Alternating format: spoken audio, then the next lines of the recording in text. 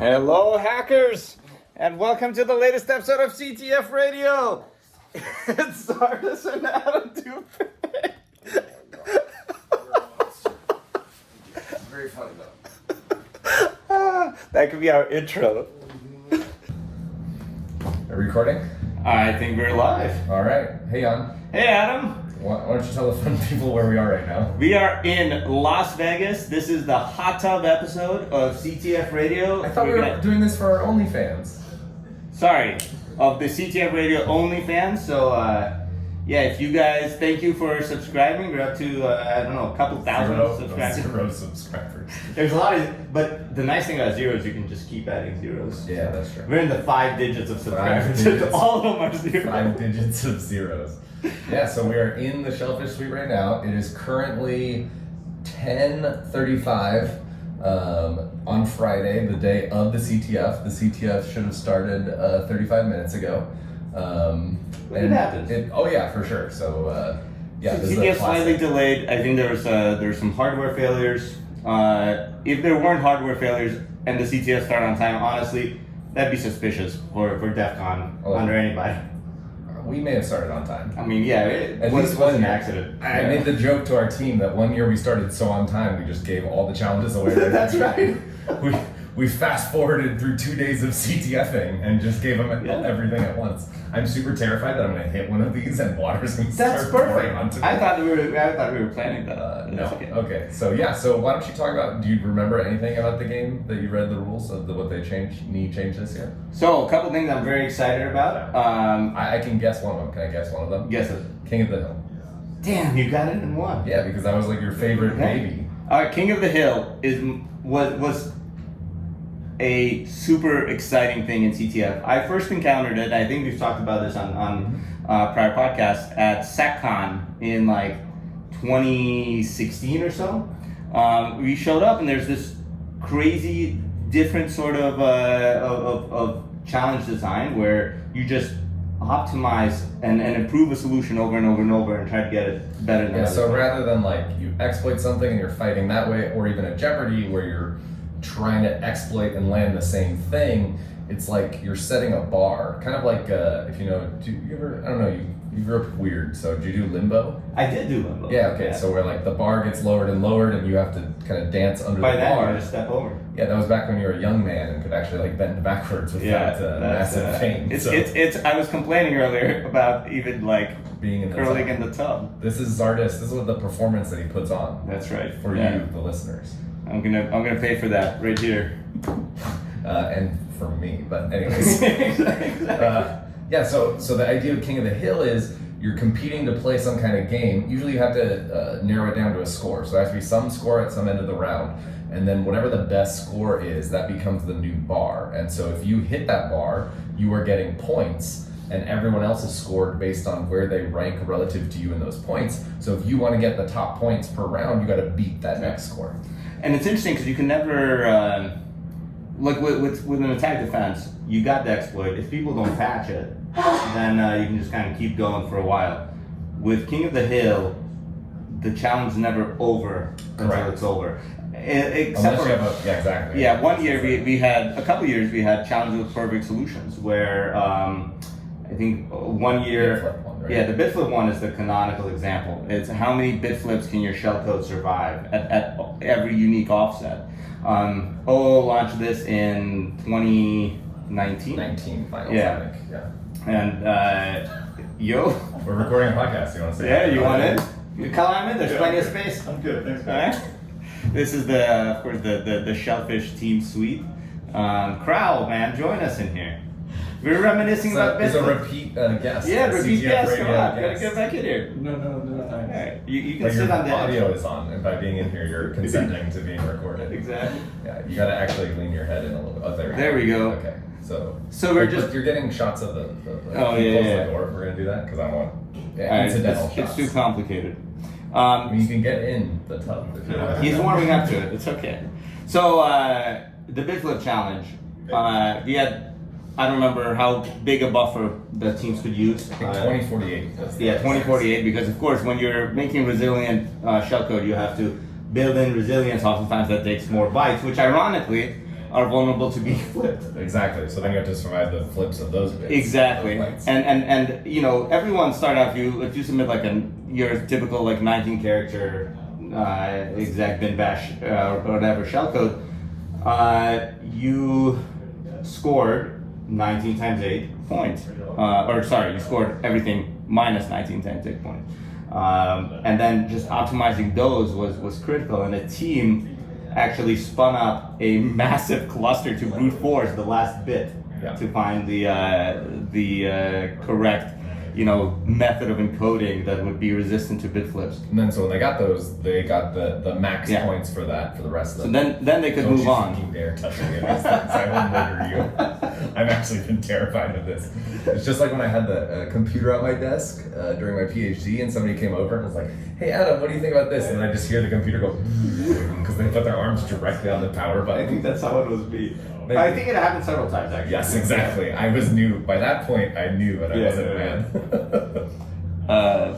So King of the Hill this year is new, so that's great. So we have attack points. New for Nautilus, of course. Yeah. Attack points, defense points, King of the Hill. The other thing is the attack and defense points is no longer zero sum, right? Which I love. What's the difference? Because does it really matter in the end, right? Does it impact the final rankings of the teams?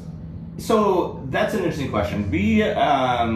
When we were deciding on scoring systems in our OO days, Davide wrote a analyzer for different scoring systems, and it's actually up on GitHub. If you go to github.com/OOverflow, it's in there somewhere. That was the first year because people complained about how we chose the weighting of things. Affect that to affect the score. So that was for quals.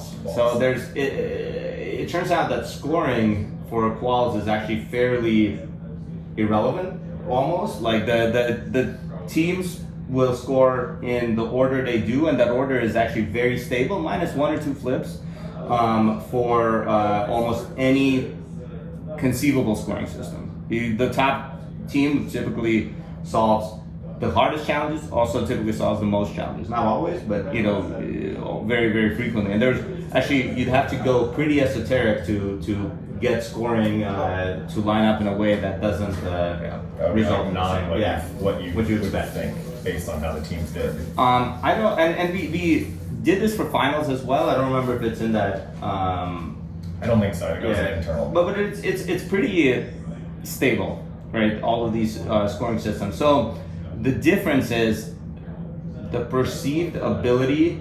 It's the humans, not the math, right? Exactly. And so in a zero-sum game where every challenge has some set amount of points, and by exploiting someone on a service, you take points from them, and then when they have 0 points, it's pointless to exploit them. What happens is all the points, the pot of points, gets sucked into the top teams very, very fast, and then you have these let's say the lower 75% of your players that are just kind of sitting there bored and frustrated because there's no points left. Instead, this year Nautilus has, you get a point for successfully attacking, you get a point for successfully defending, and even though the top teams are going to start getting those points way earlier, and either way they're going to be winning. You still feel like, hey, right at the end, I finally get the easy mode exploit. I'm getting points. This is awesome. Instead of so it's more about your velocity. Exactly. You can calculate that you're not going to catch up, but it's still the emotional thing of. So this is actually one thing we learned way back in the 2010 ICTF, is when we had decided to play with points being negative or positive. That's right. So depending on when you submitted a flag, different ticks, a service was worth positive points, and different ticks, it was worth negative points. Teams hated that. And one thing we didn't think about, because we thought, oh, that's fun from a game theory perspective, because they have to think about it and understand the game. And we realized that part was actually true. But the problem was the negative points. Like losing points just sucks emotionally. So what we really should have done was have double the points for when it was really valuable or something like that. It somehow feels less bad that when someone else passes you and their forward velocity is just faster than when you're falling backwards. Yes, exactly.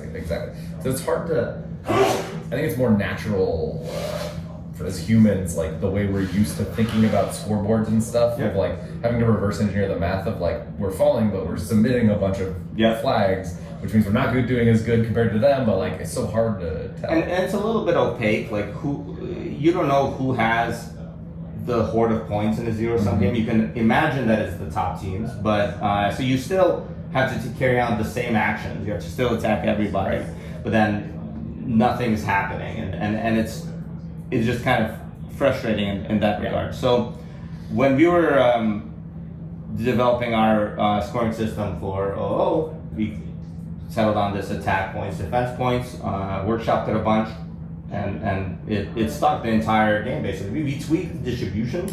Yeah, I think, excuse me, I think the very interesting thing that NIE has done is they have attack points, defense points, King of the Hill points, and live CTF points, but they're not doing any weighting between the four, so they're all, it's like raw points. So they had to do, I'm sure they did a ton of work beforehand of trying to balance that, and you can actually see that in the scoring, where King of the Hill is basically worth like one round of getting one exploit of all the other teams. Basically, if you got an exploit against the team, your attack points is 11 because you popped 11 teams. And it's the same, King of the Hill, the top team, gets 11 points. So they had to like balance all that beforehand. And I remember we had talked about that a ton of like, how do we balance all these things correctly? And we said, what if we just didn't and we did like, I don't know, 25-25 whatever, or and it's 30, not always 30. not always perfect. I think our first year King of the Hill was undervalued. Yeah. And then eventually we got to a reasonable Because ultimately you're trying to, this is like what we talked about with Jordan last time with live CTF and Glenn's and Negasora. It's like you want to incentivize, you build these cool things, you want to incentivize them to play them, and you have to, teams will act rationally. Sure, they'll do cool stuff, but like you want them to send their best to live CTF, so you should make sure that it's worth their time. Exactly. So yeah, live CTF is something you have to overvalue. Yeah. So other changes, live CTF is now a double elimination tournament with the 12 teams, and it's cool. They used the seeding. They seeded the teams based on quals ranking, so that way the top 4 or 5 or however that works out gets buys, and they don't have to play the first round. So yeah, and another psychological thing, if you look at their scoring system, just playing in live CTF gets you 500 live CTF points. Nice. And That's great. I think the winner gets 1,337 points, and so yeah, so it's like one of these things of like, again, conceptually they could have subtracted 500 from everyone, and the bottom 4 get 0. Yeah. But it's so much nicer as a team if you get points even for just showing up and playing. Yeah, that's like the critical thing to realize as an organizer is you're organizing a game. Optimizing for fun. Yeah, game. Yeah. There you go. That's great. Yeah, and for people. Yes. The reason we built the scoring playground, I think you alluded to it, is our first year we had point values and quals drop super fast as more teams solved it, and people really didn't like it. Some people that were our ex-shellfish teammates. That's right, exactly. Very much did not like it. So then, we built the scoring playground to show, look, it doesn't matter, but it turned out that, it does matter, like deep down inside. Yeah, and that's something that we, you should think of. You can prove it with a proof to say like, aha, but it doesn't change the thing. But at the end of the day, if you spend a shit ton of time on a 150-point challenge, that's just like not as satisfying as spending time on a 400-point challenge. The other thing that changed is the infrastructure is heavily based on NVMe drives. Yeah, so that is why we're here, we should probably say. At least the news coming out of Nautilus at this point in the game is that they had 2 hard drives fail at the same time, and that's why we're hanging out here in a hot tub, waiting for the game to start. And who knows if it will start. I'm sure. Sure it will. I'm sure it will start at some point. Now, this is the time, if things fail early, at some point you will recover and it will go. Yeah, exactly. If it fails like the last day, that's when you're more screwed. That was I often, very often for some reason, think back to our hypervisor series on our last year, where we sat down and decided to just run a second clone of our infrastructure. It was terrible. Just to enable nested birds. Yes. Because Sean rightfully 4 or 5 days before. Exactly. And Sean rightfully said, guys, our infrastructure is how it is. Nested bird isn't getting added last minute. So if you want to do it, you have to run your own infrastructure. Like I will not take on that burden of doing it. And this which is very good. That's why Sean is one of the best. Yeah, best in the business. This is it's very easy to say, yeah, but come on, but this is why things stay stable, right? Like, I'm the idiot where you get the hype, and then I say, sure, I guess I'll do that and build that infrastructure, and then I did, and then I ended up pulling an all-nighter the first night to make sure everything was syncing correctly. It was insane. We've got a challenge.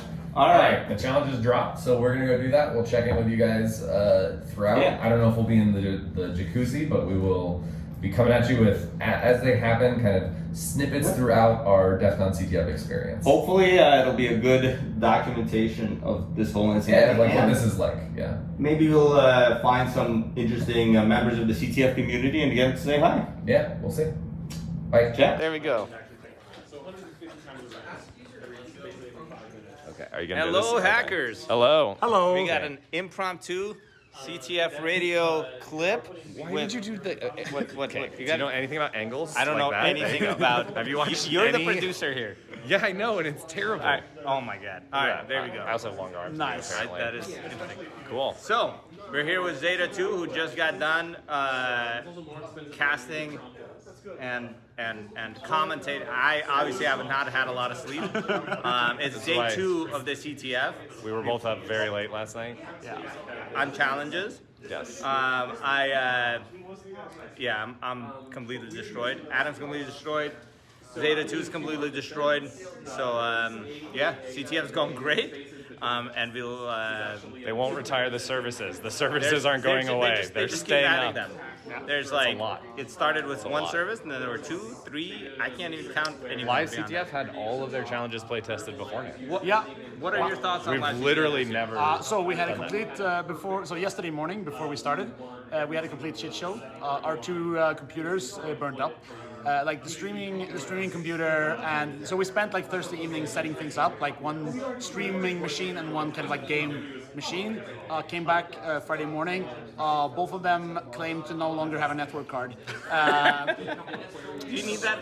I don't think you really. No. Who needs I don't think so. It's streaming. As long as you can capture the HDMI. Right. Yeah. So we had to chug those machines, get 2 new machines, like rebuild our infrastructure, postpone the start by 2 hours, and on the way to there, my phone got destroyed as well. No. What? Yeah. So no 2FA, like. No, not like it was just like cracked. I was walking into the crowd and people were bouncing around this beach ball thing, and it hit my phone and I dropped it on the floor. You got beach ball. Yeah, and come to the area, shit's on fire. We had to rebuild the infra. Then there are bugs with the challenge deployment. Even though everything is Docker containers and everything, there was differing behavior on my machine versus the machine we deployed it on. So this whole Docker thing seems to be a lie, right? So I had the same problem with quals in 2021. Where I had my exploit script working perfectly locally. I pushed it to deployment, ran it, and it was a 1 in 16 chance kind of a thing. So I was like, it's probably fine. And then, of course, during the CTF, the teams pinged me and was like, what the hell? We're popping this. And it turns out I'd used a cached Docker layer. So it was a different libc. Oh, no. And I felt... So, yesterday morning, at some point, I was sitting on a chair. I was very close to just breaking down and crying, and was I'm never gonna do this again. That's exactly what we did every year. But then when we actually got started with the 2 hour late, things went pretty smooth. Wow. And overall, we have had more people involved. We could do it was not just me and Jordan for 8 hours straight or whatever. God, yeah. So you made it sustainable. And did you write a lot? I heard you wrote a lot of the infrastructure for quals. For quals, I spent 4 months writing 20,000 lines of code for the infra, and it mostly worked. There were some issues.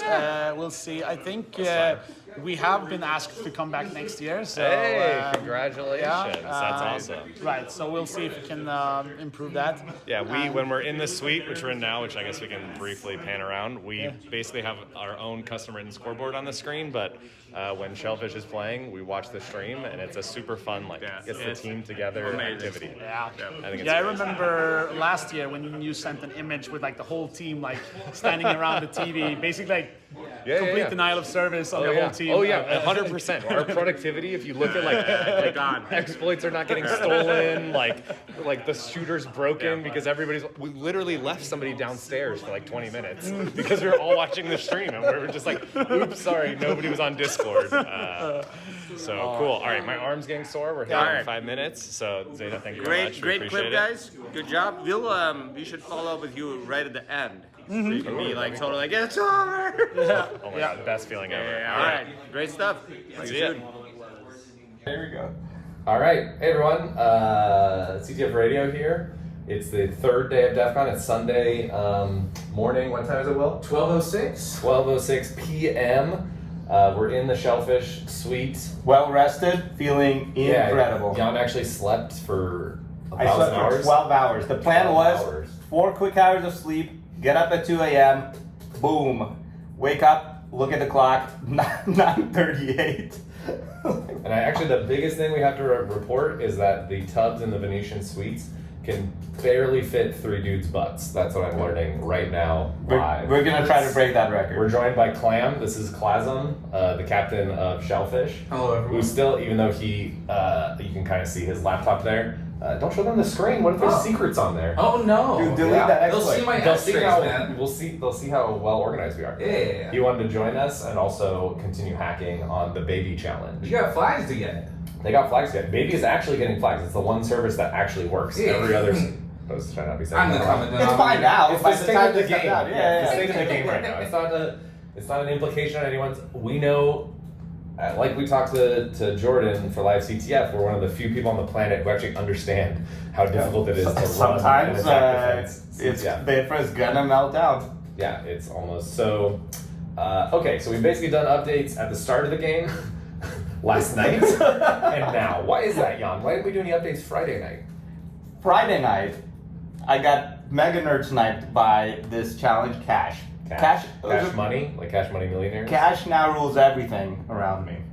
Actually, with all the recent hardware speculative exploitation attacks, it also rules everything Exactly. around everyone. Yeah. It a pretty clever challenge. We open it up, tiny binary, but actually a lot of meat in there. It's a software emulated memory management unit, basically, complete with a translation look-aside buffer, all that fun stuff. So and then it's implemented in this really cool combination of user fault FD, seg fault, sig trap handlers, and some Linux memory tricks that are super cool. And the whole thing is geared for forcing players to optimize this one algorithm in terms of memory access, of course, using vulnerabilities in the service. It dropped Friday afternoon. Where's the camera on this iPad? Sorry. Camera's right here. Oh, okay. I keep looking. In the wrong place. Yeah. That's a. I want to look right into the viewer's eyes. Can you get another close up of your finger real quick? Yeah. There you go. Great. Okay. All right. So continue. So Cash. So Cash, so Friday night we started hacking at it, and I accidentally pulled an all-nighter on Friday, together with a couple other shellfish, at 5 a.m. we had an awesome exploit for Cash. Best exploit. Best Did you mention that it was a King of the Hill challenge? King of the Hill challenge. So it's awesome because you don't have to deal with any of this crap like someone's exploiting me. That's no fun. Look at the PCAPs. There are no PCAPs. Who cares? Exactly. So all you do is just hack on the challenge. It's actually, so we brought King of the Hill to DEF CON Capture the Flag way back when, as we discussed earlier. Yeah. And but it's awesome actually playing the King of the Hill because you see all the benefits for the players. Right. You don't have to deal with a lot of this stuff that sometimes is super fun to deal with. And you've been having a lot of fun dealing with everyone exploiting our services on Actually, this yeah, there is account. something fun of seeing when the infrastructure works and being able to see, oh look, there's a capture. Oh wow, that's a crazy exploit we didn't know. Hey, people have been reversing that binary for hours. They didn't see this back door that this is using. And then being able to take it, weaponize it, put it in, and have it getting flags. It is super cool. I actually do like that. There's a fun, like, it's a combination of reverse engineering, network analysis, like there's a lot of skills at play there. But sometimes you're not quite in the mood for it. And this time, I think it would have been annoying for me, but instead, Capture the Flag, or King of the Hill, it just cleared me of that responsibility. Just look at the challenge, and boom. And that was great. The unfortunate part was that we then I showed up on the floor as the game started. Like 10 a.m. yesterday. Yeah, should have started. Yeah, so I finally got to sleep around like 7 something, woke up and couldn't get back. I kept checking the Discord to see if people have made further breakthroughs, because we had a line on an even better solution. That's one of the most dangerous things. Yeah. Is you go to sleep, yeah, and then you wake up at like 5 or 6, but you wanted to get up at 8, and so you're like, okay, I could sleep another 2 hours, but maybe I should check the Discord to see if there's something important. And then you end up just laying awake, hating yourself. Well, then the downside is hating CTF. It's actually a lose-lose. You either look and it says, okay, you just have to just sink into your impression, and we'll get back out, we'll draw you a nice bubble bath, and you'll be fine. No, you're gonna lose-lose, because if you look and they have made progress and you need to get up, then you just lost 2 to 3 hours of precious sleep. Exactly. And if they didn't make progress, then you're super sad and depressed. And you're like, well, what the fuck's gonna happen in two more hours? Like, it's bad news. So I managed to turn the 3 hours of sleep I was supposed to get into like 1.5 hours of sleep. That was terrible. And you interrupted my sleep. Interrupted Adam's sleep. You didn't do anything wrong. I just couldn't go back to sleep after you got back. I went to bed at 3. Yeah, we should have just recorded. I'm shocked you didn't, actually. I was just so tired. I was thinking about doing this morning when I left. Yeah, that would have been awesome. I want to let the baby sleep. I meant to wake up at time. Anyways, so that I showed up, and then I spent together with my teammates up until 4 p.m. probably optimizing and making the exploit more resilient and so on. It started out getting us points like every 3 ticks because of runtime and various other kind of infrastructure subtleties. And in that we were rolling pretty well. Anyways, cool challenge. One interesting thing that has turned out to be a thing this year is the organizers aren't retiring challenges. Yeah. And so the moment you start working on a challenge, you can really sink in. And what I like about that, you can sink in, and that is going to be relevant for the rest of the CTF. Yeah, we have Null Pointer from OOO is playing with us, and he's been working exclusively on the very first challenge that launched Basic. Although it's such a complicated, it's not only the first challenge they launched, so it's very important for that. They released a V2 that has slight differences while still keeping both of them alive. That's an interesting knowledge decision. on there is basically worth double, not just time-wise points, but also double the service points. Null Pointer, you can still join us. I think he's put his headphones in and is very much ignoring us. Null Pointer from OO is a good way of introducing one of the founding members of Shellfish. Exactly. The only one of us with a black badge. Yeah, that's true. But anyways, so yeah, not retiring services, which has definitely ups and downs. I think it's an interesting. The interesting thing to me is how that impacts large teams versus smaller teams, right? I think if you keep 2 to 3 binaries or 2 to 3 challenges plus a King of the Hill open at once, you kind of take away the advantage of large teams. Although currently right now, MMM is destroying everyone, and they don't have a huge team. They have a medium-sized, very good team. So there was a team I talked to that has 200 players. Oof. And another team, but that are playing actually multiple different CTFs. I found out, but they have they brought 80 from abroad. Wow. So awesome. We should have actually recorded a quick clip with them last night. Yeah, maybe we can do that tonight. I accidentally had dinner with these guys. Yeah, well, wasn't it actually? You forced it. Well, yeah. But it's not that we hunted them down. No, that was not part of the 12 hours of sleep. That was actual sleep. And then, so last night, I also did not, I was kind of worried actually that you would come over and be like, let's record in the bathtub. Because I was also deep trying to pull off an exploit for a service. We've been reversing it. It's actually a very cool service. So one of the common complaints of DEF CON CTF finals is there's no web, right? There's usually some web in quals, and there's a lot of web. It's like web is a strong component of many Jeopardy-style CTFs, but for DEF CON CTF, it is historically not. Similar with our game, we had very little web challenges. And so this year, deliberately in the challenge description, it mentioned that people complained about not having web, so this was their web. Very cool service. It was called it is called My Broker, where you have a Python like web application front end, and there's 5 different binary backends that web application talks to on the That backends. is cool. And they're all in different. Different. Like one is straight C and also with no no security primitives. So it's executable stack. It's PIE non-PIE. Like it's like bog standard shit binary.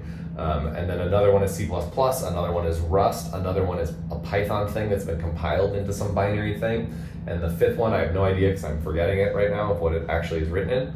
But so it's crazy. So it's kind of an interesting thing because you can have people. What actually ended up happening was people ended up reversing each of these different things, and all the exploitation data flows will flow. The data will flow from like the web application to the backends and then to a different backend and back, and then go and be like exploitable in the web app. The web app vulnerabilities were like that, and so you really had to have knowledge of all these things. So what I was working on, there was a Python eval thing. It's actually the dumbest like vulnerability quote where they get data back from this backend and they first try to unpickle it, and then if that fails, it's like literally just a try, accept, pass. If that fails, then they try to eval it, and then if that fails, they return it as a string. Being vulnerable at all costs. Yeah. No matter what, you're not going to stop. Yes, I can envision some developers doing that. So what was actually really fun, and what you helped me with Friday night was creating, because the constraints were we only had 64 bytes and we didn't have dots, and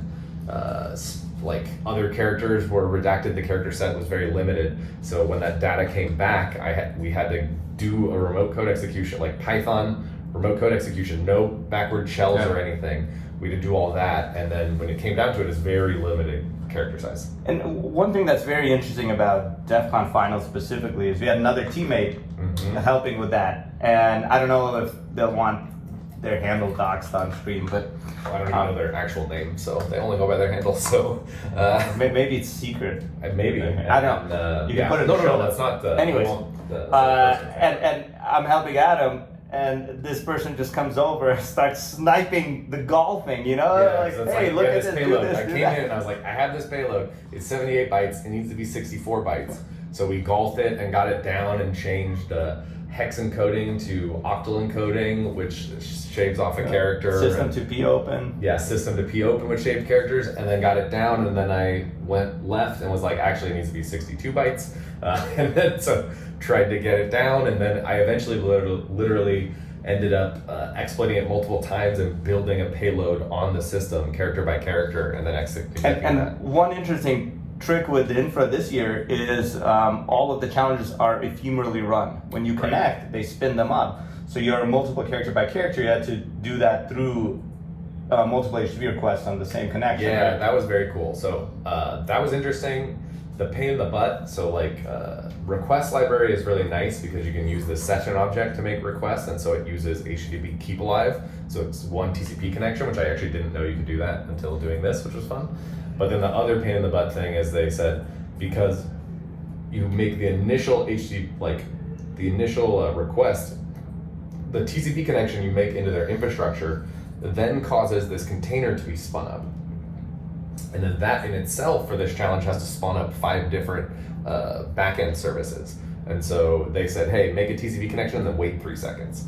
That is a pain in the butt to do using a library. Guess what? There's no nice knob in requests, the HTTP request for humans library, to say, hey, after you make that socket request, just wait 3 seconds. Why not? Because that's like a feature people normally want. So You're Googling too fast. I took some, and the pain in the butt thing is I didn't do that at night. When I finally landed the exploit, I went to bed, and then in the morning it wasn't flying, and so I had to figure out, and this is what I love and hate about CTFs, taking some janky code you find on Stack Overflow that used to allegedly work, doesn't currently work, and having to fix it to actually get it to work. But it does work, and then I turn that into a template for all our other exploits. And we were talking about earlier, there's this component of CTF that's hacking under pressure. Then there's another one that's DevOps under pressure. Dev and open. DevOps under pressure is a very different skill, and maybe some people like it more than others. Yeah, that's interesting. It's not. Well, I guess there's funny because there's the running of the infrastructure components. Yep. And then there's SysOps under pressure. Yes, exactly. And then there's the development and like the does this thing do what I actually want it to do? Like I wrote this to get flags. It gets it against our local Docker container, but it doesn't on the remote. Why is that? Classic. Is a real problem. Clam, you want to tell the people about the challenge you're working on, or are you actually doing stuff? Yeah, no. Of course I'm not doing anything. Just chilling in the tub. Just chilling in the tub. Just 3 dudes in a hot tub. Hacking in the tub? Hacking in the tub. Yeah, so I'm working on Baby. It was actually interesting, a relatively small challenge. A couple super easy exploitable vulnerabilities, and then one not so easy exploitable vulnerability guarded by some not so fun crypto stuff. But we're running into an interesting game theory problem, which is the vulnerabilities are so easy to exploit. We're exploiting every team, and every team is also pretty much exploiting everybody else. It's like that meme with guns. It's like yeah. Well, I mean, it's kind of like a prisoner's dilemma, right? So we don't want to patch anything because patching brings us down like a round, right? And we lose the SLA. So why patch anything if everybody's going to exploit anyways on this stuff, right? And SLA is running on this service.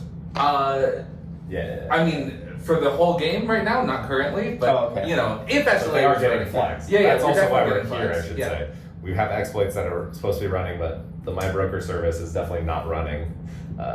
Yeah, that's a It couple. happens. Mhm. Yeah. I'm not complaining. Just to be very clear, I've been on this other. This is why we're very calm, because we've been on the other side. It happens. It's totally fine.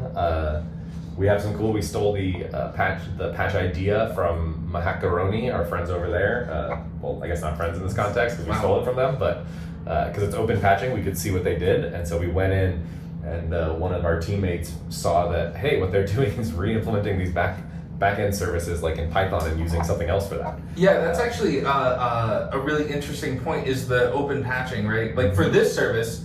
The patching is also relatively simple, so we just stole somebody else. We copied their container and just redeployed. Nice. How do you know they don't have a backdoor?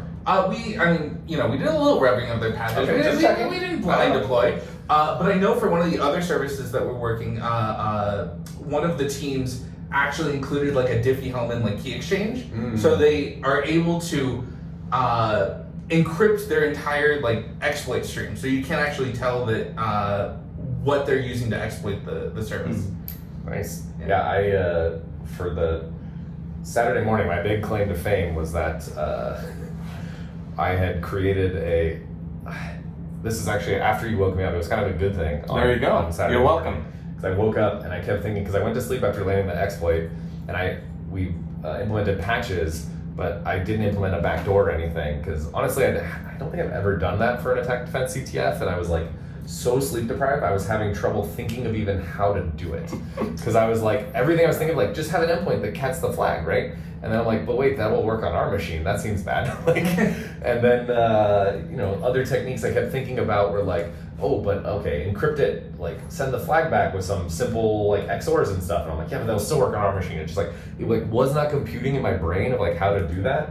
And then finally, I was like, oh, I can use public key crypto for this. So I made key. That's what I was doing. I woke up in the room, made some keys, and then included the public key on our system, and so that the endpoint encrypts it with the public key, and then the checker decrypts it with our private key. But does anyone actually deploy those obvious backdoors? Yeah, so like that's what I was shocked. I think what happened is people were too aggressive with their initial patches, so everyone was down when we deployed Saturday morning. And you were up. And we were up, Yeah. and the end patched against their bugs. Yeah. So then I think they stole our patches, and so the beautiful claim to fame that I have is MMM deployed our patches among other teams, and for like beautiful moment of 2 rounds, we got flags from everyone with our backdoor.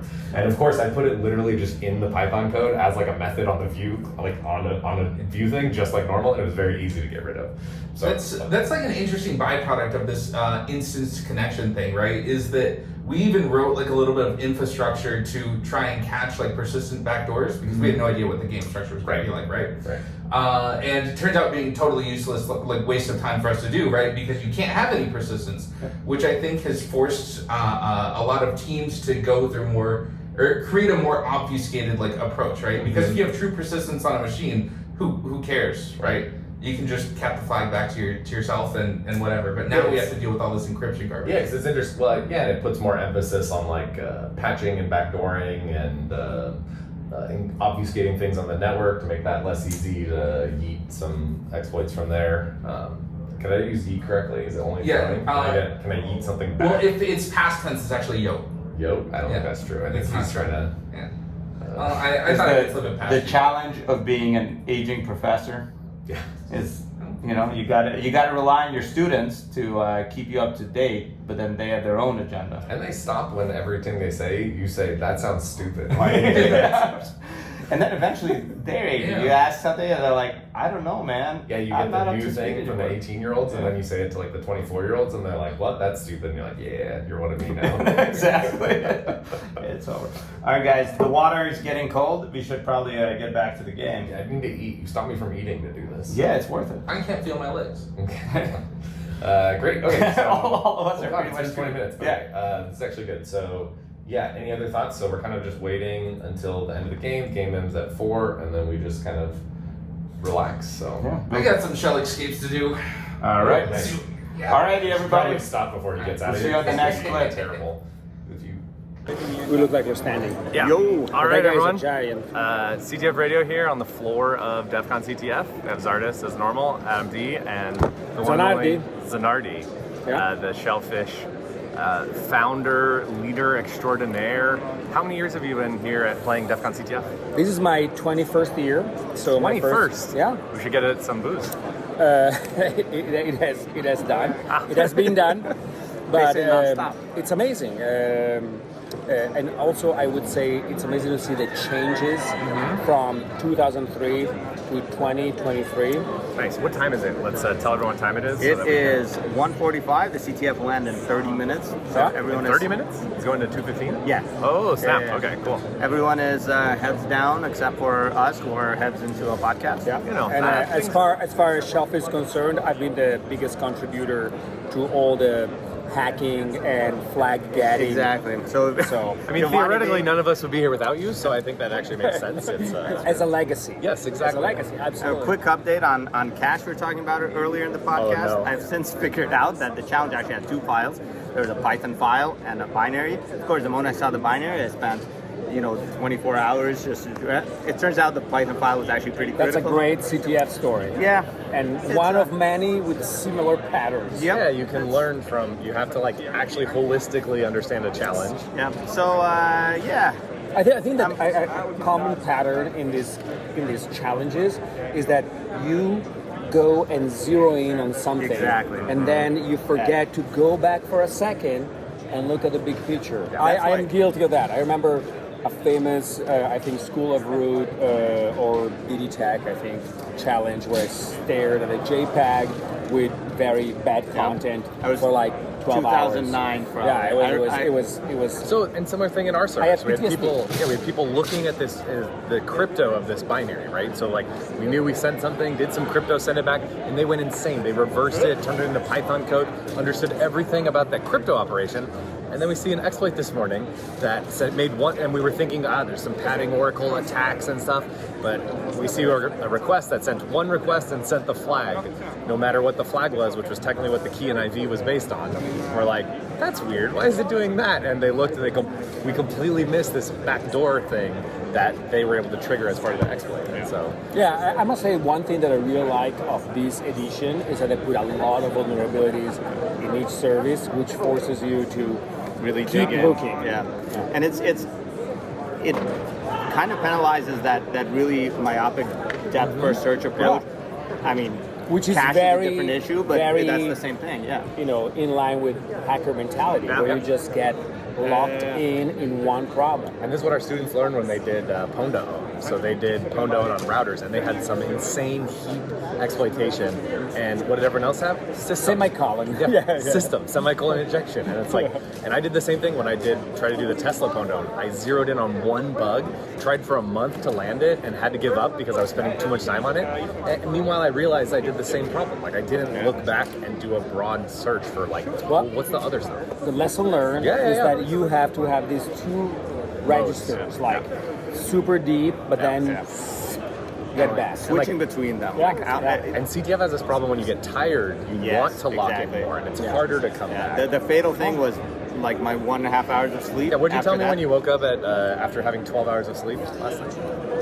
I don't even remember. You like had an epiphany about the challenge. Oh yeah, immediately. I sat down and I was like, wait a second. And two things. That epiphany, which led to the realization that the fucking Python file was actually important. I mean, obviously it was important. Yeah. Like it was part of the challenge. It's almost like you should read it.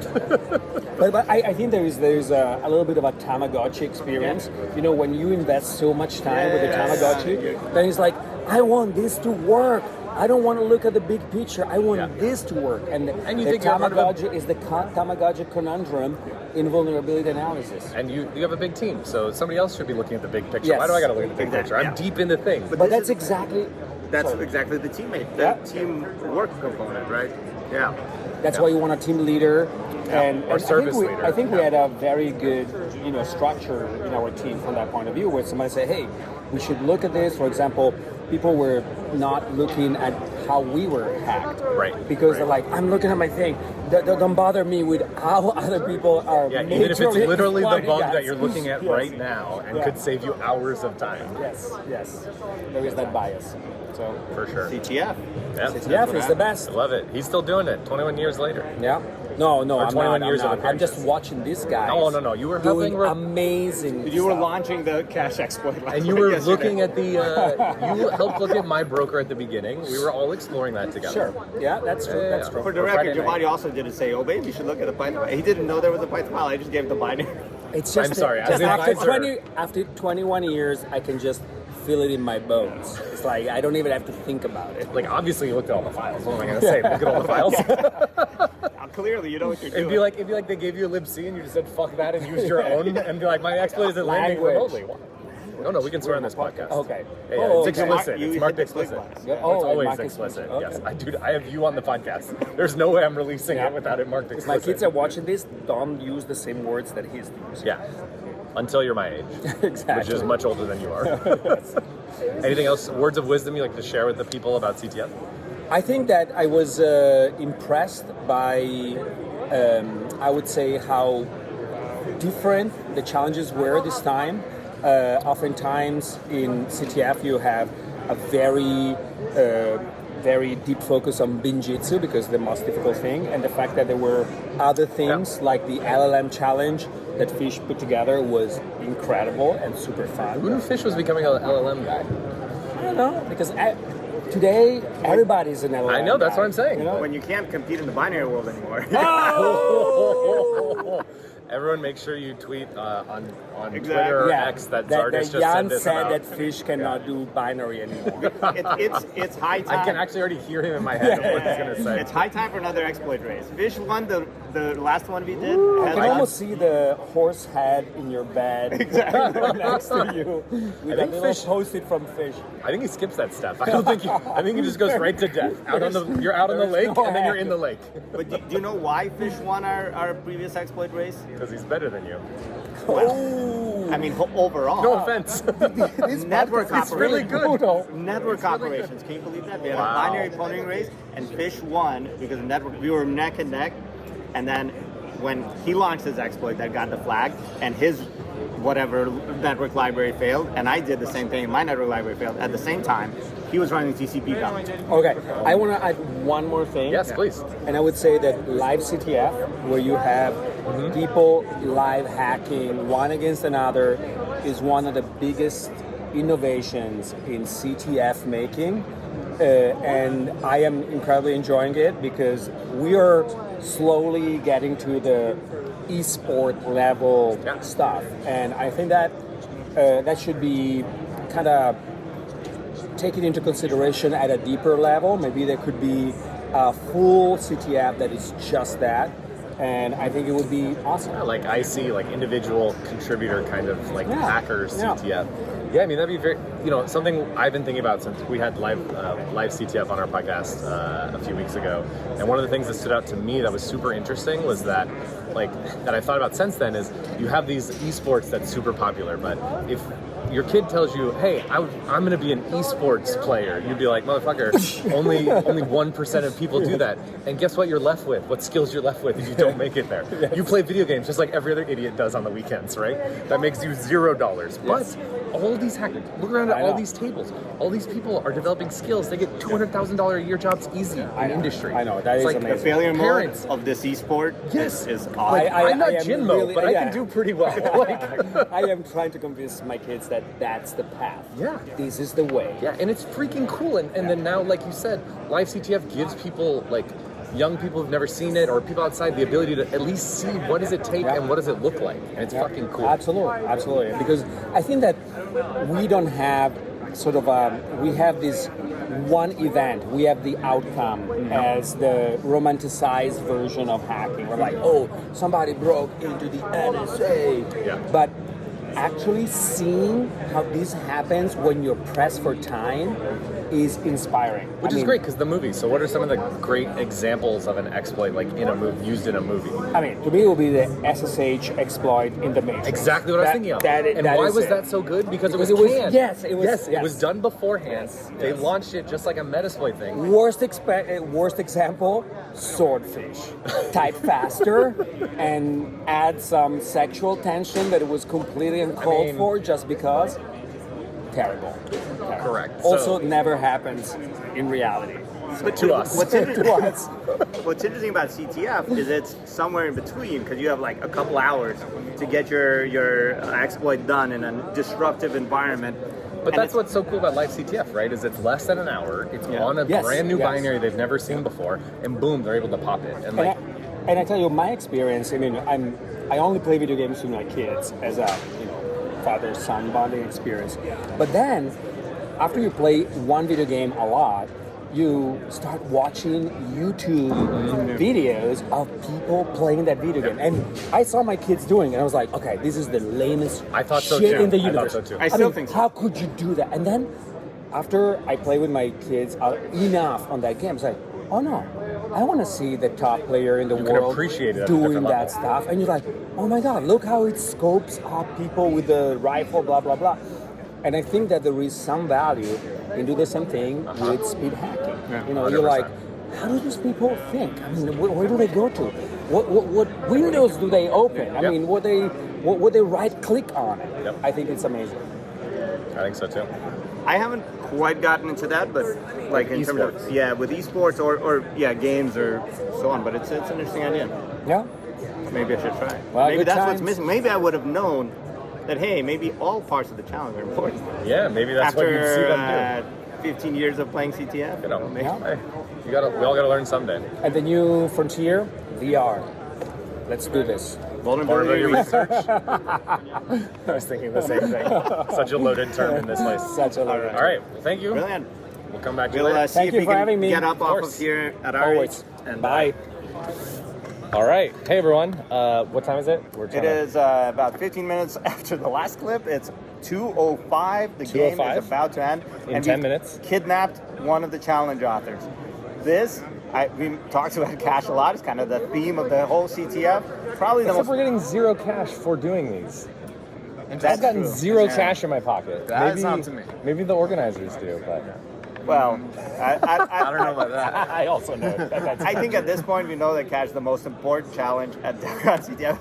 This two entire Zardus. year. Two Zardus. And it turned out that there were two parts of the challenge. I mean, there was the challenge, and then there was the thing that ran the challenge. And the thing that ran the challenge was So very not critical. only, so what you're saying is there's really only two parts to the challenge. How many It's not parts like of a the challenge did you complicated envision? not in a complicated multi-part. good. Two seemed good. So the runner and the runner and the runny, yeah. 2 is what you got.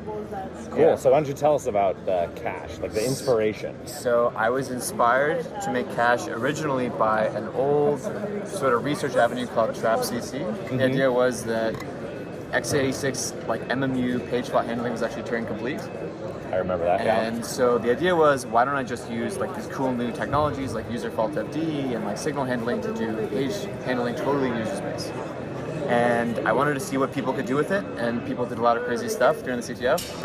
So how did you turn that into a King of the Hill challenge? Yes, so I really wanted to make a challenge where you had an existing algorithm and you couldn't modify it. Okay. And teams had to use page tables to make it do something different or do something more interesting or to get information out of it or That's whatever. very weird. I feel like I understand the challenge much more from you than from you. Yeah. I'm telling you, the binaries did a bunch of stuff. Yeah. Yeah, that's all you said on this thing. So that's really cool. So then approaching it from like a design perspective, it's like they're fighting against an optimization level, but at the same time, you're having to demonstrate they know knowledge of caching and how caching works at a low level. Yes. And I also wanted to see what teams could do with it, so I put in a bunch of extra features. Maybe you didn't need all of them, maybe you did. So people could go down different avenues and sort of get wherever they needed to go. Very cool. And so cache was, if I remember correctly, something that was patched and updated throughout the game. I wanted to keep it fresh, so and that was pre-planned in advance. I knew that I would patch it, but I didn't know exactly what patches I would do because I wanted to. I didn't want teams to have God solutions early on and then not be able to just advance the challenge. And so, you know, we had decided at some point that we weren't going to maybe retire things, and so we wanted to make sure. Yeah, we noticed. Yeah, we noticed. Well, the people staring at basic, their eyes are like bleeding. They like both of the like, basics. They just keep mumbling, poke, peek, poke. I'm like, that's what's fair. happening? So, you know, it's King of the Hill, so you want to keep it fresh. So I said, I'm going to go in. I have a few ideas of things I think are bugs people are going to see early. Let me be ready to fix those, but then see how it develops. I so want to ask you about specific bugs, but yeah, we still have 10 minutes. Probably not do that. Yeah. So did you think that maybe there'd be a player that discarded half your challenge after unzipping the challenge? I did not. I did not. I mean, you've designed challenges and then before. proceed to toss your infrastructure because certain information was missing. I did not understand what was going on from a certain team during the competition. I was like, why does this guy keep coming over to me? It's like the only reason this would make sense is if they're not reading the output that's literally directly given to them every connection. That's in a Python file. They don't even have to reverse it. It's not obfuscated. It's a Python file. There was like wildly different amounts of network traffic from teams, let's just say. And I spent a lot of time trying to make that all work. So. Well, yeah, we appreciate your efforts to keep the challenge up. I can't believe it. Thank you for your stress testing. Yeah, you're welcome. Hey, that's what we found. Teams are very good at stress testing. Yes, stress testing year, challenges. You can just shoot us over the services over email as soon as they're ready. We'll stress test them. Perfect. Also, Email, look you freaking boomer. Discord. Or TikTok them to us. Yes. Oh yeah. We'll accept 5-minute or 30-second TikTok videos. Exactly. And we'll even let you know if maybe it's not clear that players should actually look at the entire challenge. But I think you would agree this was you were talking about it earlier. It's a great King of the Hill challenge because it you felt like, you even told me last night, I was going to say when we went to bed, which is technically true, but sounds weird, but that like you felt like you understood all of the actually that is fucking hilarious. You told me you understood all of the binary. Looking back, I should have asked, was that all of the challenge? And then we wouldn't be in this situation. I'm telling Adam, I don't understand how the other teams are starting to pull ahead. I understand every single thing and the implication of every single thing. There is no better you can do with this binary. It was a pretty small binary, so... Yeah, I love how small that binary was because you could truly dig in and understand. And it's like, what I feel is a good part of cybersecurity in general, where you have these absolutely impactful bugs leading to vulnerabilities in tiny parts of systems that affect everything. And you think like the speculative executor. On the one hand, it's like a small piece of a CPU. It's covered in a week of your computer architecture class. Yeah. And yet it has led to all of these issues. Absolutely. Same with the MMU stuff. Yeah, and I wanted to keep it small too because a lot of the stuff with the MMU made it really hard to debug. Yes. In my opinion. You couldn't just use GDB. There's all these like seg faults and stuff's going on. So I didn't want teams to be overwhelmed with like a bunch of binary. One of our players did a really cool thing with viewer debugging in a tuned system. And from outside, the seg faults and everything don't mess with as much with them as they do with GDB. That's smart.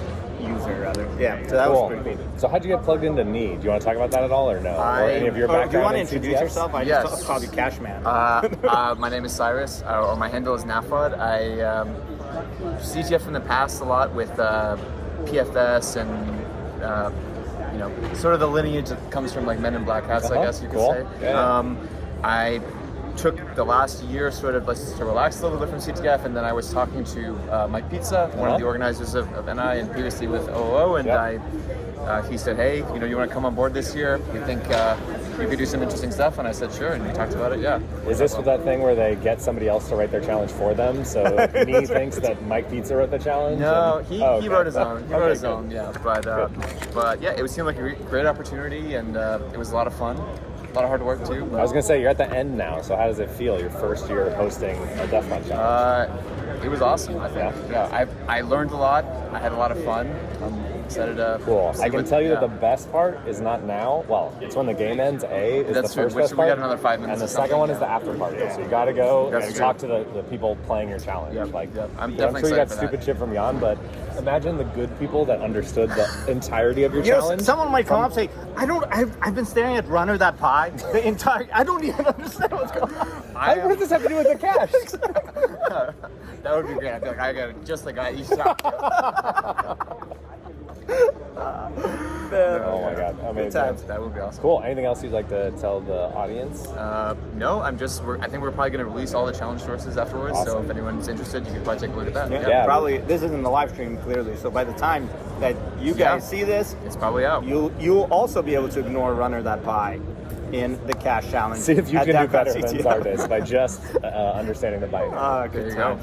Thank you. Yeah, of course. Appreciate it. It's been a great nightmare couple of days. It's been awesome. So all right, we're here right at the end with the perribus. Right beyond the end, the game just ended. People are going crazy. There's people are running around. A fight is broken out between some of the teams. Super dice code is like, wow, where's my jiffies? That's another cash reference, by the way. We just interviewed Cyrus about cash, all about cash. Your favorite challenge? Oh, it's only challenge. Well, half of it is my favorite challenge. The other half I'm not so sure about. So you got Would you like to be recorded in our podcast? Come on, drop on in. And come on, Mike. Michael, you can. I said. No, it's not live. Right. That can be edited out. His old camera shy. It's CTF Radio. All right, it's fine. Not everyone wants to be a how star. did the CTF go? Oh, it went really great. Yeah? I'm very happy with how things turned out. Yeah. Any other important announcements this week, or just basically focused on CTF? So I also had another important announcement this week. Really? Focus on CTF challenges. I have my own challenge, which is called the AI Cyber Challenge. Which could be interesting material for an entire episode of CTF Radio. I would love to. I'm going on podcast. But to tie it back to the CTF, I heard that during one of the recent live CTFs, we were seeing the use of ChatGPT. Really? It was ChatGPT 3.5 versus ChatGPT 4, and one was able to actually uncover what kind of algorithm it was. Did they lose a live CTF because they didn't pay the $20 for ChatGPT 4? I have no comment on that. Okay. I heard this secondhand. Unfortunately, I was unable to watch the stream. But it gives indications that leveraging modern AI for cyber program Just now, analysis. AI useful in cybersecurity. It also helps you write exploits on 1 hour of sleep, actually. You wouldn't know from personal experience, would you? I use it in quals to write Go code for fucking Because insane you don't know Go. Of course, I've literally never done Why Go. would you? But the shit worked. That's what's insane. Is like it gave me code that actually worked to do what I wanted to do. That's wild. Yeah. Wild stuff. We live in wild times. I know. Maybe you're onto something with that challenge. After Glad all, there's people pushing the bounds. Yeah. The AI Cyber Challenge. Visit AICyberChallenge.com. All right. Anything else you want to plug? Or is that, The Nautilus Institute, Nautilus obviously. Institute? Nautilus Institute. A team of CTF organizers. You guys don't know anything about this, but organizing CTF is a lot of work. a lot of work and a lot of good people. And I'll say that my teammates have done a really fantastic job this year. Awesome. is Nautilus Institute going to grace us at, well, not us, but the CTFers at the CTF after party? I always attend the social gatherings that follow CTFs that contain many very erudite conversations about challenge specifics, the complex computer science mechanisms used to solve them. I find it to be a very intellectually stimulating experience. It's an exploration of the frontier of cybersecurity. Basically, it's a modern day salon.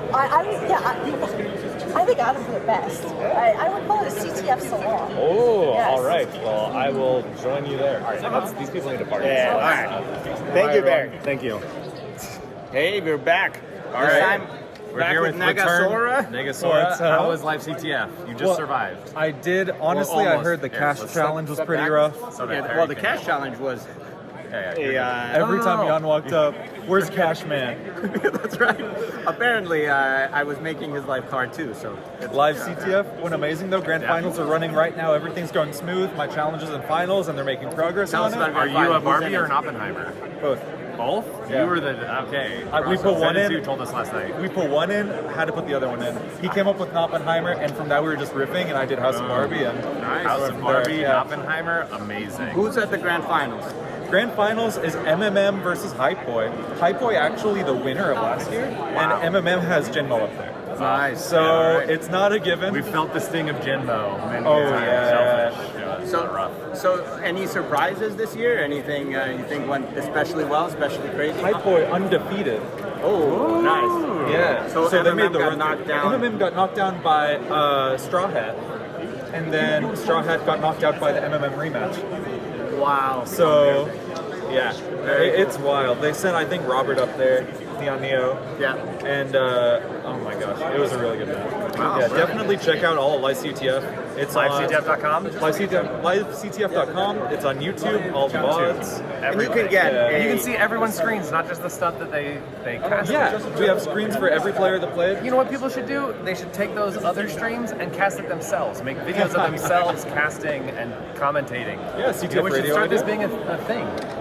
We were thinking about making fun of Kyle or Saul's Oh, while he yeah? was doing it. So yeah, that was great. So, anyways, Brilliant thank you stuff. so much. Appreciate it. Yeah, thank Hope you. to see you at the after party, unless you're sleeping at. Oh, sleeping, I'm gonna pass out immediately. Well, there you go. Then we won't see you there. All right, good job. Thanks. Yeah, come on. All right. No. All right. No. Hey, Really. there's a quick sponsorship message. CTF Radiooo is brought to you in part by Sardines.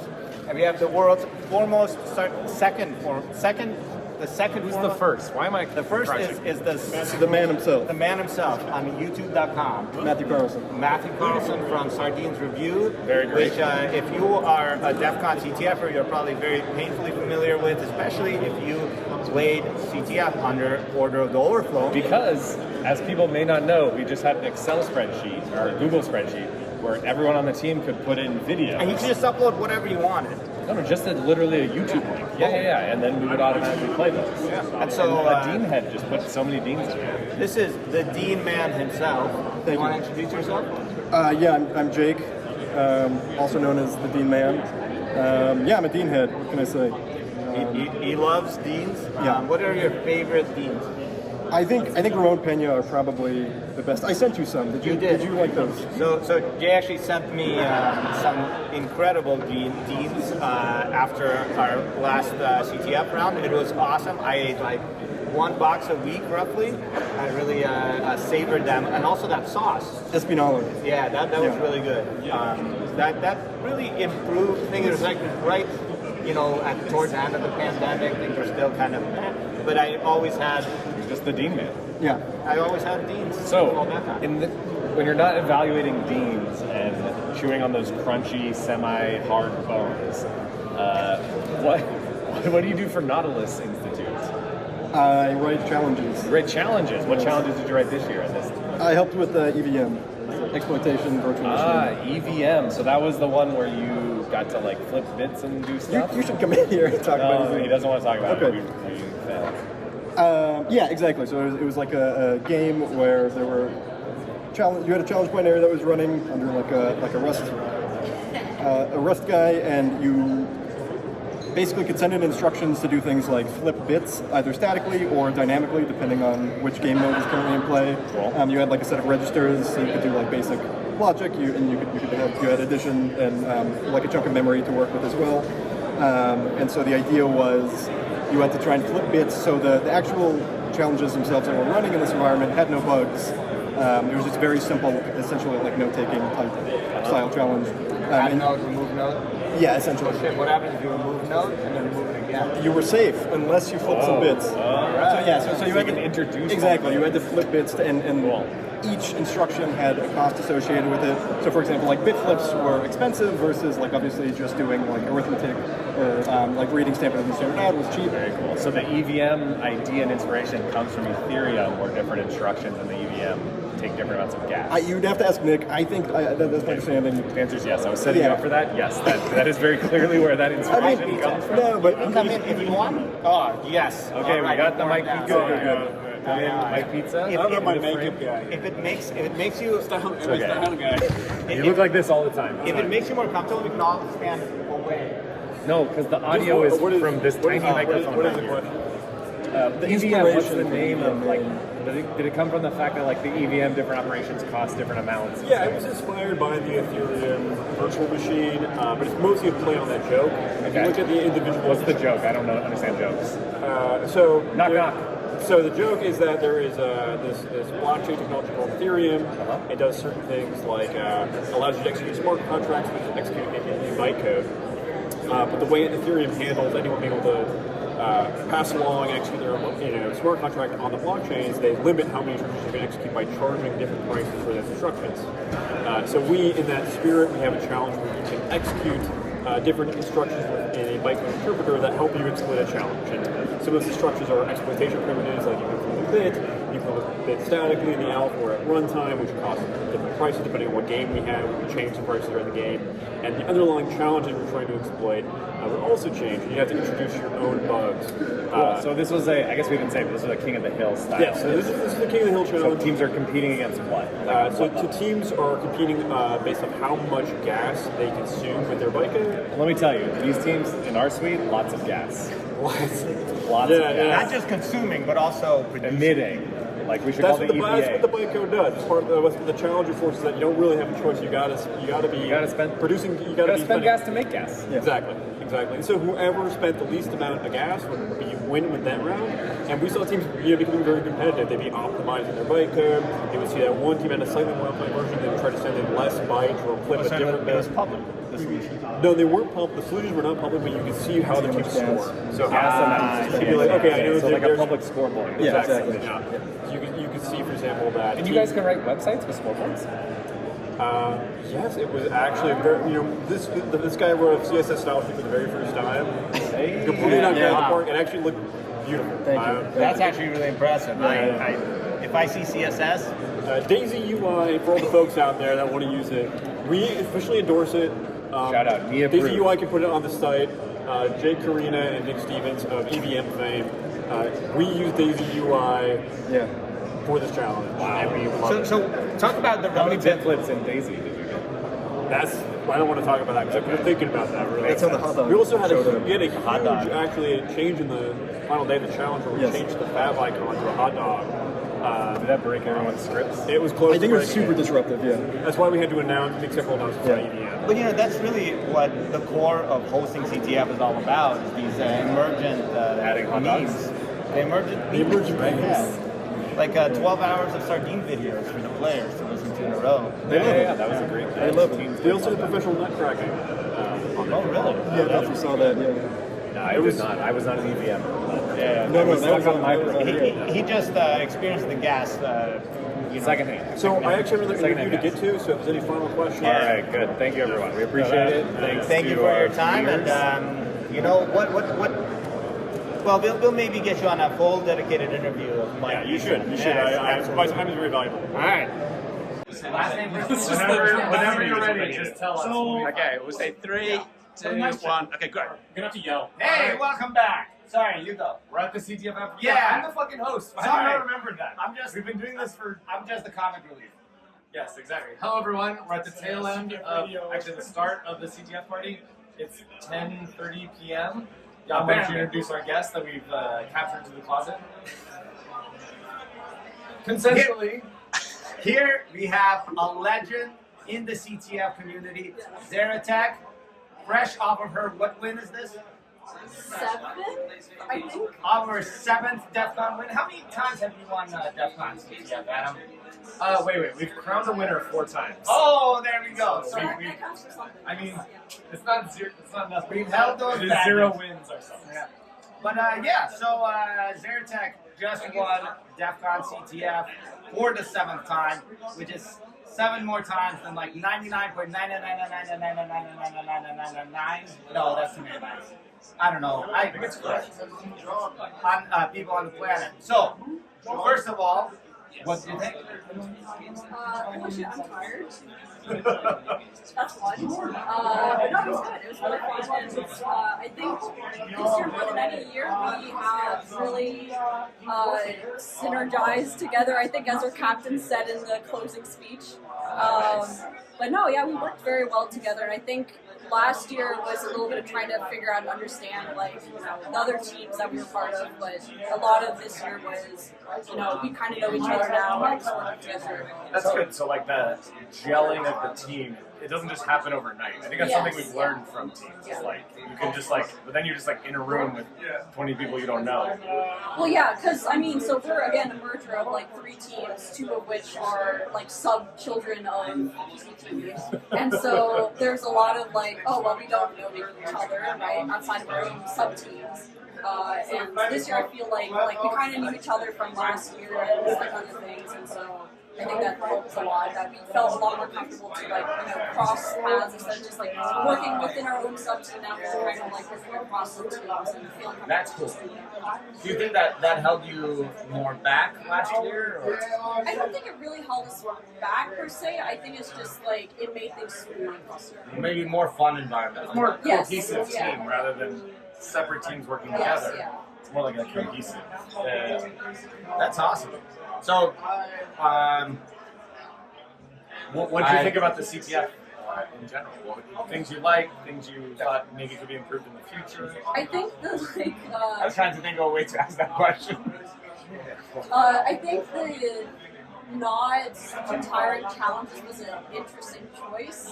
I've been using that phrase a lot about that. Interesting choice, yes. Interesting yes. choice. It was definitely a choice. If I can, one of my theories, this is exactly something that Jan would do if we were hosting. He'd be the night before, guys, what if we never retired a challenge? Yeah. And then he'd convince us that it's the best possible thing, and then we would just There's a critical thing to that, is that for the Jan on our team, there was an Adam. Who would say, no, Jan, that's a bad idea, because... And I had some ideas the night before. But sometimes I give in. I can't fight every idea. So anyway, so what do you think about having all challenges up all the time? So I think there's pros and cons to it. So on one side, it's you, dropship AI, for instance. We were so devastated when that got retired. No. So very devastated. And so retiring challenges can sometimes, if you're very into it, can be a not so great thing. For those watching, sorry to interrupt you. Dropship AI was a challenge from 3 years ago? 2019. No, 2020. 2019 No, was... Dropship AI was 2019. Dropship was 2019. Yes. That was... We were hosting, and Dropship was a really neat concept. Well, hard for me to say really neat, but you say it's really neat. Yeah. We had Antonio on, I think, to talk about it. Yeah, that's right. Yeah, from a previous episode, around using ROP to control ships and fight little asteroid battles. All right, continue. Yes. So for those types of challenges that you get very into and you kind of want to continue, that's I guess where the pro is, because you can really flesh out all the vulnerabilities, especially if there's a ton of vulnerabilities, not just shallow things, but really big things, and things even the authors didn't expect. But then the cons, I guess, is just well, if you have a very small team and you have 15 challenges that are released and you have to deal with, then that's unfair, I guess, to them. How do they deal with that sort of thing? So, I love the amount, or I love the fact that the challenges stayed around, because, like you said, you could be comfortable sinking everything into a challenge because it's there. But I agree with you. It was a lot. It was very hard. It's hard to move off, I think. You get kind of stuck. You know it's not going away, and so keep staying here, or do I go on to something new? Right, and so you that makes the nights really hard, because then are kind of just like, oh god, now I have to focus on like all the things, right? And so you have to really be careful about how you're spreading your balance across different teams. So how did you feel about not having nothing to work on the first night, like last year?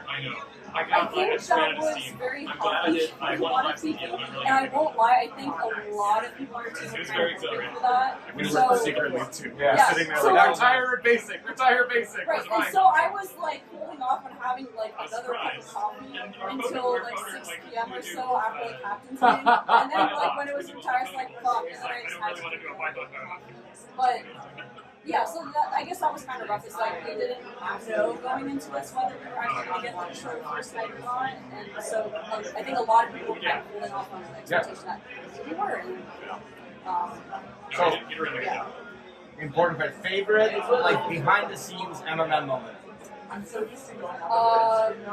Games. That's kind of my thing, so I kind of that's the has to.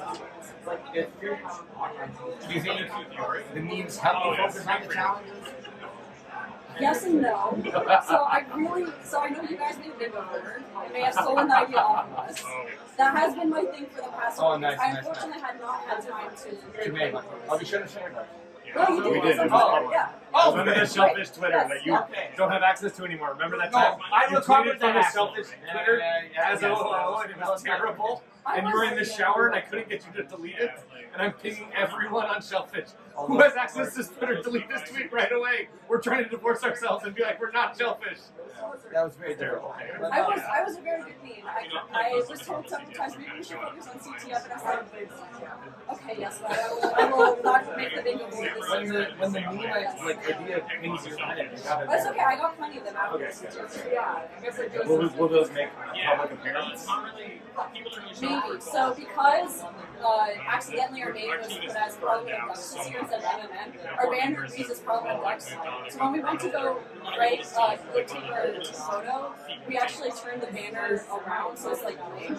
Which is very dangerous because it makes it very That's a good, So yeah. I immediately You out there. Yes, I immediately made some very good memes out of it. That's great. Those may or may not make the conference.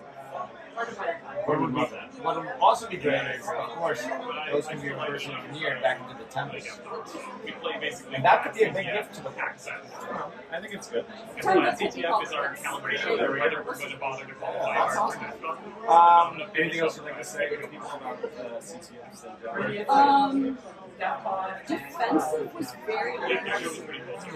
So I don't think I've ever picked off so many exploits off the wire this year. So that's like, so one of the things I usually do is I monitor the network traffic for exploits being thrown at us. And I think day one we had one round of exploit reflection and like twice, which is like we never had that before. And then just the number of exploits we reflected. That was very different and very weird. Previous years, like, you know, maybe we would get a one round of exploit reflection, but it wasn't like maybe we did but this year was like a lot of exploits just being reflected. And I think that's part of it partially because like challenges were being left online instead of being retired. Yeah. And people would maybe get a little, I don't know, worn down with trying to hide their whatever, just whatever. We just Yeah, we did see some instances of like places where it was in a way yeah, pipe, cat/flash pipe HP. Or B64 code. That's right. Yeah. Cut that. Cool. All right. This was Do great. you think you'll be back for win number 8? I will be back next year, but win number 8 we will see. Of course, it's always up in the air, and it's a early game, so. Up to the organizers and how much cash you're willing to We? What do you say? We? That's Cash? That's like a big house. All right. All right. Thank you. Thanks for talking. I hope to see number 8. And maybe I was hoping so. Shellfish, of course, got 11th place out of 12. I was hoping we would get 12. Then it's the alpha and the omega. But the Omega this year is unchanged. But they did great job. They I was gonna say it's normally 16, so it's really there's 4 other teams that didn't even show up. Exactly. Yeah. So I think we did good. Yeah. Cool. Congrats again.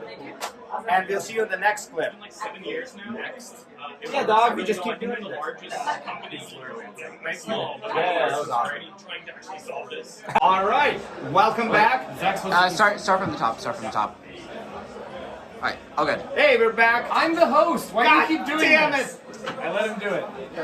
Hey everyone, we're back. CTF Radiooo. We have another clip here from the DEF CON after party. It's sometime after the last clip. Jan, introduce our guest. Here we have.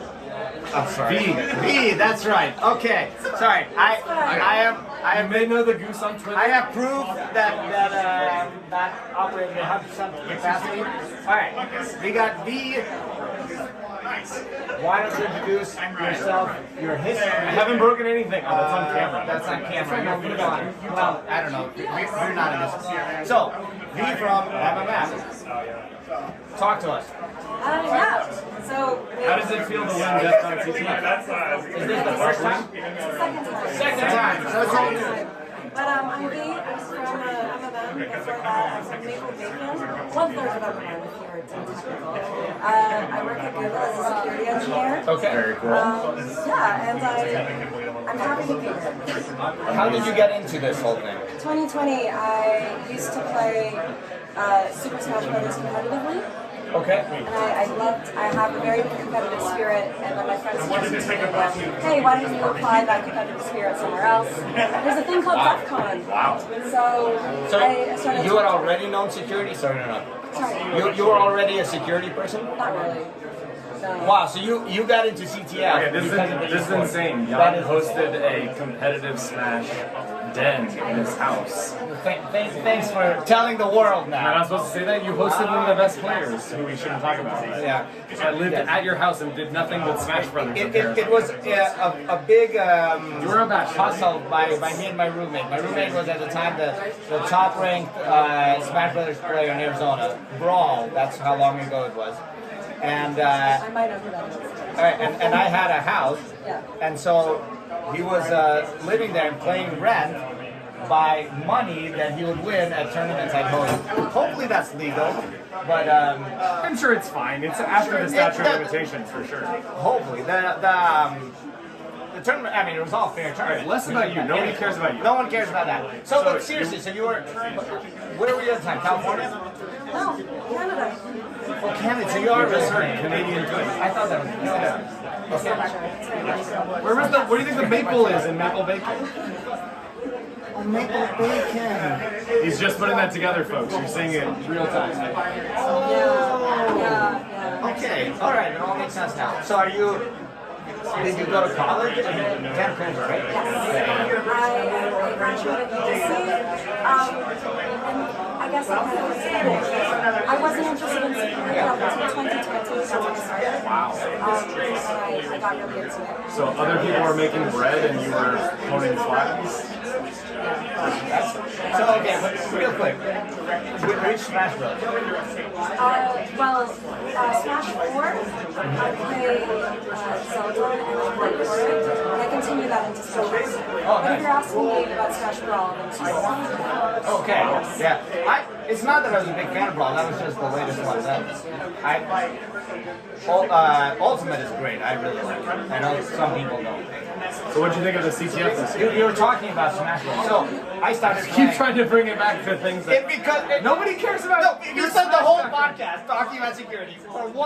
We got one Smash Bros. Clip. Alright? So I started playing Smash. Let's go. I started playing Smash Bros. It's Oh, but you don't have anything in it. Yeah, So it's well, useless. because it was in my pocket. Okay, continue. Alright. I started playing Smash in horrifically long ago. Super Smash Bros. 64 came out on Tuesday, I think. I rented it on Wednesday. And I got Blockbuster, probably. from Blockbuster, for real. And I got crazy into it with my brother. We played so much that by the time we came over to like my friend's place for a sleepover that weekend. We all have mains, our favorite characters, whatever, and it was that was the beginning of a lifetime obsession. It was awesome. I smashed the link for giving me a competitive spirit that translated into CTF. Everything's great. Everything's going great. Just pretend like it didn't happen. So that competitive spirit transitioned to CTF. Yes. So how did you get started? I started playing in Pico CTF. Like I said, I'm from UBC, Vancouver. Robert Shoutout is an assistant professor. Yeah. So he started a CTF team there, and I decided to join. And then sometime 2020, I found myself leading that group. So Wow, that's cool. Yeah. So you really brought the M to MMA. I wouldn't say it's But it's mostly you. It's mostly you. Well, you were leading the team. It's not, there's something to be said for leadership. It's not just, there's people think often like, the captain is the best runner on the team or whatever, but like, actually, that might also be true. Like in some people's case. Oh, for your case? Was that when Fish was the best runner on the team, or? Okay, he got lucky. He happened to win one race because you're snipping trapping. That's not even part of pony.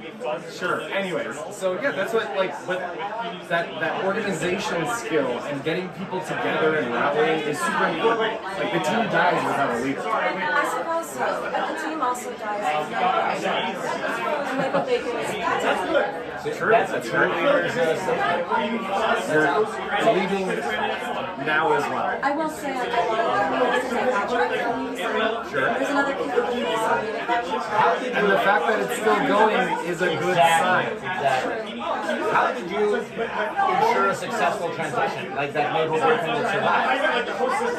A lot of it was ensuring that newcomers are welcome and they can find themselves in the same position that I was. It's a big part of learning CTFs. Everything is making sure that you have an actionable goal. I think this is something to work for. And giving those people that actionable goal was, in my opinion, the best decision for the future. What was the goal?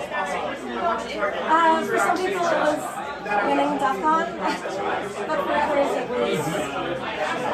For some people. But for others it was just making a career or making something out of it. So you caught it! Applying themselves in a field of computer science that was cool and really liked, so just making sure that fire is... Almost threw it all entirely. Awesome. Yeah. What did you think about meta now in Brawl? A little uncomfortable. I never really agreed with him being banned, but then everyone was, Have you seen some of the tech that he can do? I experienced it from my freaking roommate, it was very upsetting. Maybe you're just not that good. But actually, I was the best Jigglypuff in Arizona, as proven by a Jigglypuff Ditto tournament. I'm gonna have to figure that myself. Well, I should have brought my mobile Smash Bros. Actually, 1 year, this year, 2019, at the end of the CTF, I put my Smash Bros setup on the projector. Now, I don't know what your controller brand. I still have ancient wave birds from the Stone Age.